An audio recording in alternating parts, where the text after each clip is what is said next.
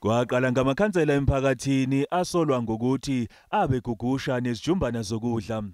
Kumanje okhulumela uMengameli ukhusela Diko usamile emsebenzini kanye nowengamele ezempilo eGauteng uDokotela Bandile Masuku nowakwakhe uLoyiso oyilungu lomkhandlu wemeya yaseGoli. Bonke bathinteka izinsolweni zokukhwabanisa imali yezivikeli ze-coronavirus. Umhlaziyi wezombusazwe uSandile Swana uthi kuyacaca ukuthi ANC ayikagudluki enkohlakalweni nakuba iphikelela nokuthi isizelwe kabusha.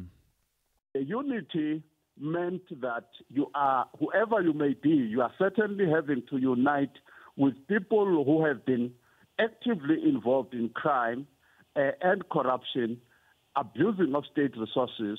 Nakuba inekomiti elibhekele ubuqotho bamalungu okuvela kulo abanindeka enkohlakalweni nasekukhwabaniseni, uSwana uthi kufana nokuthela amanzi emhlane wedada njengoba ukulawulwa kwalo kungaqondakali. Okokuqala nje uthi akacaci ukuthi yaligeza kanjani igama lephini likaMengameli uDavid Mabuza.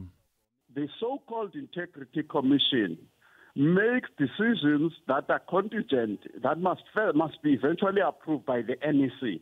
And the NEC has got a very strong component of people who are implicated, including our Deputy President. Right now, even the President himself and his son. Ujobelele ngokuthi kuyasolisa ukuthi ubulungu be-ANC buyithikithi lokufinyelela emalini yabakhokhintela. The people who are committing corruption in the ANC, they joined the ANC precisely to have access to state tenders. So when you say they must stop the thing that they came there for, actually it cannot make sense to them. And they cannot agree to that. And they are disagreeing right now. uSandile Swana uthi kuphelile kwethenjwa kwe-ANC eNingizimu Afrika ngoba lukho olutheni oluzuzwa ngumphakathi ngaphandle kwesibonelelo sikaHulumeni kanye nezindlu zomxhaso nazo ezingagculisi.